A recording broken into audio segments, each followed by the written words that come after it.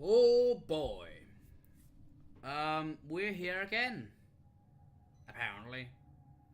I'm sorry about how long it took for me to make this. I kinda got stuck on my theory. It's the theory about the man in the wall. I made a video before where I promised to Everything in orders, operator? Is that a pun? I will attempt to bypass this part. Okay, I am sorry about that. I am not professional. I will admit that. I do not have any fancy video made to explain my theory, but I will explain the first a few thoughts I had about my theory. About the man in the wall. Simply, I think he might be some entity. Duh. But more like an entity that was used to make the Orokin Empire. Maybe even a distant Orokin, or the first Orokin, or something else about the Orokin. But first I will explain about my first theory, because I thought the man in the wall was some kind of entity connected to Ballas. I think that's how you pronounce his name, Ballas. And there was a lot of facts pointing into that, because I don't think the man in the wall is gonna be an enemy. I think he's too weird to be an antagonist. And again, a lot of people in the community thinks it's weird that now we are getting another antagonist when we have this plot about the sacrifice and Ballas now getting mutated and Lotus, our space mom, no longer be on our side. That we just get another enemy. Again, the man in the wall started to appear after we did the Herald quest line. Right here. Catalyst of Herald. And then I noticed something very weird, because then the war within starts. My theory was that every time we meet them so-called man the wall, where he takes the appearances of us, that Ballas or the Lotus always was somehow connected. He always somehow helped us with that. But then I felt the Twin Queens, are they not, if I'm correctly, if my understanding of the law, also Orokin? Orokin using Grania's bodies to prolong their life.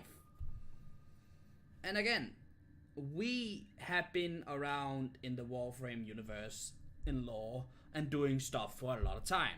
So it isn't impossible for the queens to know we already awakened. But it's now they seems to get interested in us. Why is that? And then it hit me, maybe. I don't have considerate proof of it. But every time the man in the wall seems to take an interest in us is when we delve in Orokin history, artifacts, or even fights someone, or joins them. And then you think, what do you mean join with them? The sacrifice questline, we get a Warframe who was a very high-ranking commander, I think, in the Orokin army. He was Orokin himself, if I'm not mistaken.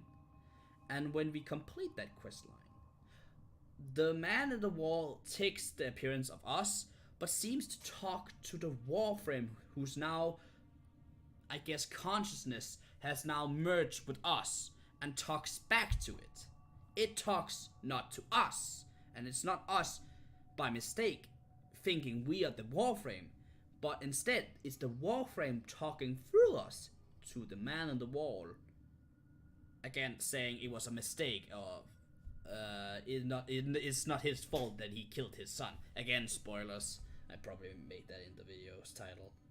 So every time the man on the wall seems to somehow connect to us, and again, he was the one pointing us to where Lotus was hiding, where Ballas took her away.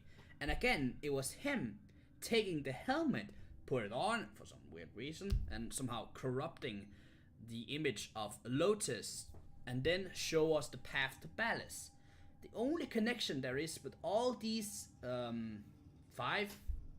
four characters are they have Orokin roots. 3 of them if the twin sisters are correctly, and if I didn't misunderstand the lore, because the lore is a little bit convoluted. Holy shit. And it took me a while to get all the facts as much as straight out as I could. I am a lore freak sometimes, but I haven't really put my into the Warframe lore because it's so huge, and some other things interested me more.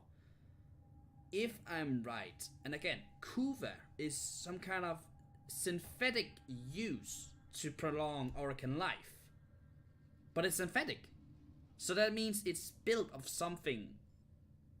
What? And the Orokin Empire only started to really take off as become like gods when they got into the Void. And in the Herald questline, it's stated that the Man in the Wall is some kind of ghost in the Void. It can be interpreted a lot because the religion faction who either sacrificed him or let Herald die for some reason, it's a little bit iffy. Maybe it isn't. I haven't really looked into that. I morely again, this is a theory, so I'm not 100% know everything. But my theory is that Harold got possessed in a way by the original sentience, maybe some power that can prolong someone's life. And in a sense, Harold was alive. He was in what Lotus called a void transit loop, if I remember correctly.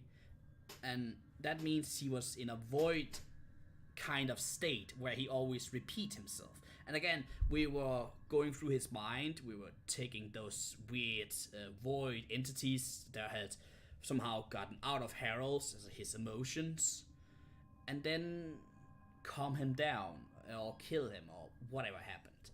Then the entity, the Man in the Wall, decides to take us as his vessel. The only difference is we are not in a vegetation state. We were not trapped. And in a sense, we are alive right now. But every time the Man in the Wall seems to take a connection with us is when we either destroy or consume or give the Kuva, which is a Orokin technology essence copied for something else, probably from the Void. When we got our powers taken, we were actually in some kind of coma state, I guess, where the Man in the Wall decided to talk to us for the first time in a way. And then in the Apostas, again, I'm not good at reading English, where we saw Lotus, our space mom, get taken away by her boyfriend, Ballas, ex-boyfriend actually. Then he shows up, and again in the sacrifice, he in a way he again shows himself when we are getting contact or getting connected to some other Orokin secrets, technology, or again Ballas himself, which is an previous Orokin man.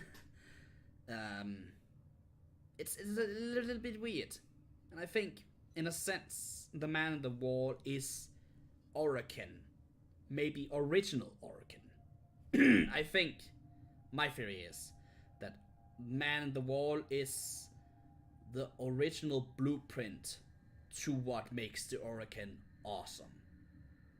I hope this talk and theory makes sense, and I hope that whoever see this liked it. Yeah, have a good day.